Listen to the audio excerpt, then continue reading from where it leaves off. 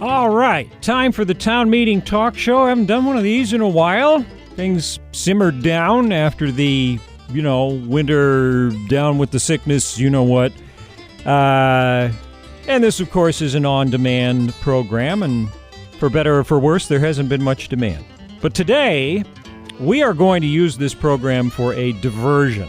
We'll, of course, talk about COVID, which kind of had an uptick in intensity for a couple of reasons yesterday. One local case that's hospitalized, although that's more of a... There's some subtext there, and that's not as serious a situation as it might sound at first glance. And I think we're going to actually talk with Dr. Sanders or somebody from the IMT about that later when we get to the daily briefings. But for this program, like we say, we're just going to change the subject, do something completely different, and visit with an actor you might be familiar with if you ever saw films like, for example, Four Weddings and a Funeral, Sliding Doors, The Mummy trilogy, or television shows including Spartacus on Starz, Marvel's Agents of S.H.I.E.L.D.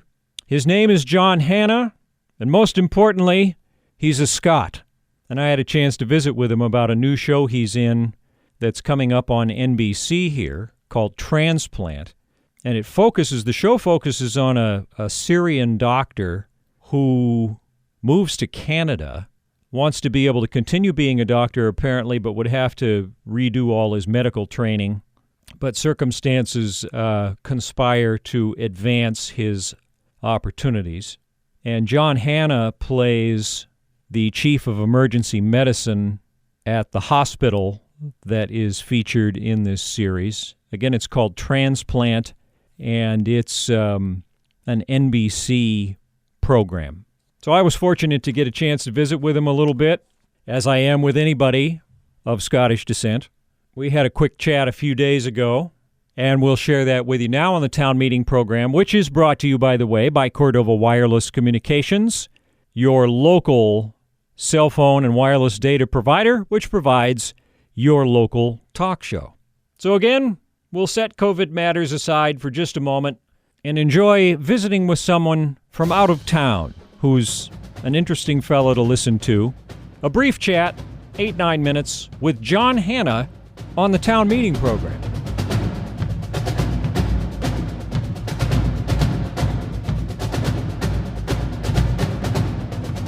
John Hannah, nice to have you with us. And but first and most importantly, my McLeod of Lewis tartan is very yellow, which doesn't look good on me. I hope that yours is a whole lot prettier. What does yours look like? Oh, I don't have one actually. I'm one of those lowland Sassenachs. I don't have a tartan, but I believe there's a kind of like rule whereby if you don't have a tartan, you're allowed to wear like the Stuart dress tartan, which is actually the really nice one. It's like sort of blue and dark blue and green. So I do have a kilt for weddings and not so much funerals. You don't tend to wear your kilt at a funeral now that I think about it, but certainly a wedding. That does sound considerably better. Well, now you have worked with Evie, the Mummy Slayer, Xena, the Warrior Princess, although she wasn't that. She was in Spartacus. You created Ada, the disturbed robot in Agents of S.H.I.E.L.D., so you're representing our people very well. How did you get started in this whole deal with acting?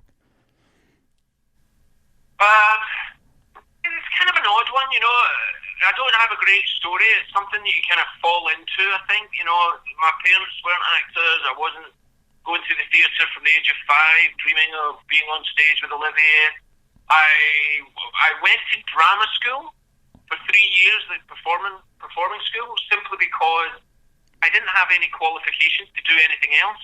I'd left school early, so I didn't have the college qualifications. I would have had to go back to night school. I couldn't draw, so I couldn't go to art school. I couldn't play a musical instrument, so I couldn't go to music school.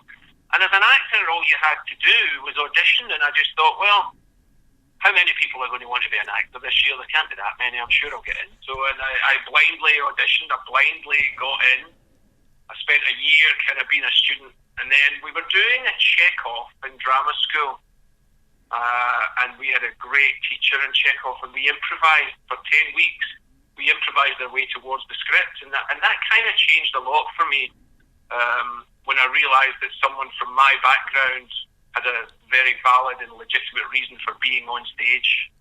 It wasn't all about kings and princes. So, yeah, that was a kind of turning point. Yeah. But yeah, up to that point, I was just out for a swim.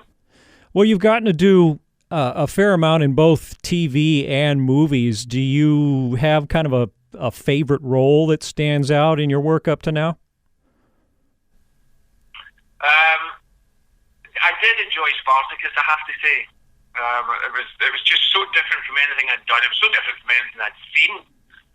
Because obviously when we first read the scripts, we weren't aware of how it was necessarily going to look in that sort of graphic novel way, that kind of 300 technology. It was just a script, and it was only the first episode you get to read.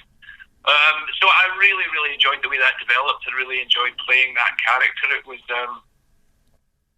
it was enjoyable. Yeah, well, and it's fun. It was interesting to watch that one evolve, too, because everybody kind of delivered their lines in a fairly standard fashion, and then this sort of neat take on the language developed in I forget if it was the second season or later, where thank you was gratitude and yes, domina, and cleave head from neck, and all kinds of great. How did that... Do you remember kind of how that came about and what the idea was for sort of speaking that way? I mean, there was a kind of sense of, like, the writers wanted to create, obviously, an antiquarian sense to the dialogue and not have people just speaking in the sort of modern idioms that we have now.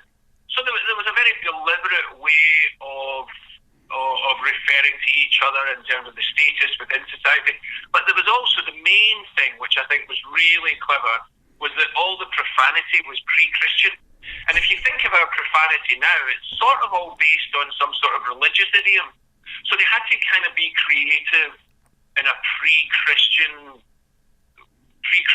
way, which I think really helped. And then everybody kind of embraced that with great aplomb. Yeah, well, I mean, it really did add a level of interest to the program. And, new ways for me to talk to my wife. Yes, Domina, yes, Domina, yes, Domina. Did you respond to that? Oh, are you kidding me? So let's talk about the new show now. It's got to be neat to look in the press materials and say, you are going to be the legendary head of the ER in the program Transplant. So what's going on with this new show? Yeah, I mean, it was a show that, from when I first read it, I was really happy to be a part of something which felt very modern, very original, and very now in the way that it's dealing with a refugee story, but in a positive, commercial, mainstream way, and well written, with all the kind of bells and whistles that you'd expect of a US TV production. You can never be sure of the reaction, whether you're not on the right track. As I remember, I did years ago once saying, nobody sets out to make a turkey, but sometimes they are made. So you're never quite sure how the show's going to land, but the fact that people have taken to it, the fact that people are responding to it in such a way, and also, with the young actors, I look at, Hamza and Aisha and Mags, obviously, Laurence, whose first language is French for a start, so she's dealing with all of these medical terms in her second language, but doing it so brilliantly. Aisha, Jim, they're such a great group of young people, and they're kind of inspiring in a way. I might be kind of a bit older and a bit cynical about things, but I really find how how they've been dealing with this lockdown and how they've been sustaining themselves through it is just really inspiring, and I think that probably, and it's a great group of friends, mostly them because they're of an age, but they're a great group of young people, and it's a pleasure to be around them, and it's a pleasure to watch them working. I think Hamza is a very special talent, and he's got a great vehicle for showing that talent, and it's a medical drama, which I think they're kind of they've really got that down in terms of getting to understand, getting to see behind the mask, forgive the pun, of the doctors, and get to know the characters that are existing there. And the characters are behaving in a way that the characters would behave in. They're not doing something in order to elicit a situation, which then sometimes an audience starts to feel that. They start to get the sense that they're being manipulated. I think this is a very organic show. Well, I'm looking forward to seeing it. I hope you're looking forward to having random people come up to you and expect them to be able to do surgery or save their lives. I mean, that's what George Clooney always complains about. Funny thing, I was in a few years ago. My wife and I were in France, and one of the shows that I had been doing here had been sold to France. And what they do in French, they don't subtitle you; they just dub you. They just dub everything into French. So I was getting quite a lot of recognition, and people were talking to me in French, which at best I can order a couple of beers in France, and that was quite funny. At least I'll be able to understand when people are asking me, put my finger over their suturing.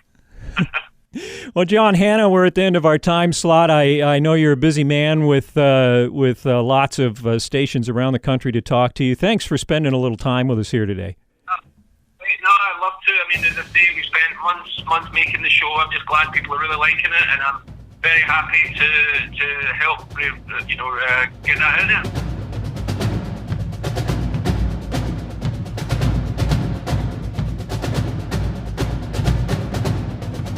Ladies and gentlemen, you heard it here. A Scotsman sounding Scottish talking about his new show, Transplant, on NBC, which is airing Tuesdays, by the way, Tuesday evenings. The central plot of the show being a Syrian doctor who moves to Canada and tries to integrate into the Canadian healthcare system and use his skills. John Hanna's character is Dr. Jed Bishop, who is the chief of emergency medicine. They say, the legendary, elusive, and inscrutable chief of emergency medicine who keeps the staff on their toes and is always at the ready. And I mean, just who doesn't enjoy hearing a Scot say stuff? Although, like he called himself a Sassenach, he actually lives in London now, I guess, with his wife and 2 children. And does a very fine British accent, by the way. You see him in The Mummy or some of the other things he'd done, you would never know that he wasn't from London. Always been jealous of people who are able to do great accents. But that was a fun chat. Hope it was a nice, break from routine for you. If you joined it in the middle or missed any of it or want to hear it again or share it with anybody else, it'll go on our YouTube channel. As soon as we can get it uploaded, youtube.com/Cordova TV, where all our town meeting talk shows and our daily COVID briefings go. Thanks again to Robbie for coming up with the idea for doing that, and he does all the production and makes sure that this content gets up there, which is fine with me because I don't know how it all, it's all... Stay tuned for our daily briefing coming up this afternoon. We'll get Dr. Sanders' perspective on how things are evolving in Cordova with the latest case. If there are any more cases, of course, we'll report on those and see if there's anything more to be said about the governor's announcement that lit up everybody's cell phones yesterday. Those briefings will be in the 1, 5, and 8 p.m. hour on the radio, and of course we'll go to youtube.com/Cordova TV. As far as the town meeting program, we're ready to wrap that up. Thank you for listening. It's brought to you by Cordova Wireless Communications, providing the cell phone service that keeps the money in town and brings a whole lot of extra money into town because of the way that they do business. We've been pretty excited about the fact that the Cordova cash cards are about ready for deployment. $1 million in federal funds designed specifically to flow through the local community. Interestingly, CTC and Cordova Wireless bring in, at last count, something like $12 to $14 million from outside. That's brought into Cordova to circulate through the community. And especially at times like these, that's a big deal. So thanks to them for their sponsorship of this show. Glad you could listen in. Anything that you are entitled to hear in the 10 a.m. hour in the way of special programming will be brought your way immediately, if not sooner. Hope you have a great weekend. Thanks again for listening.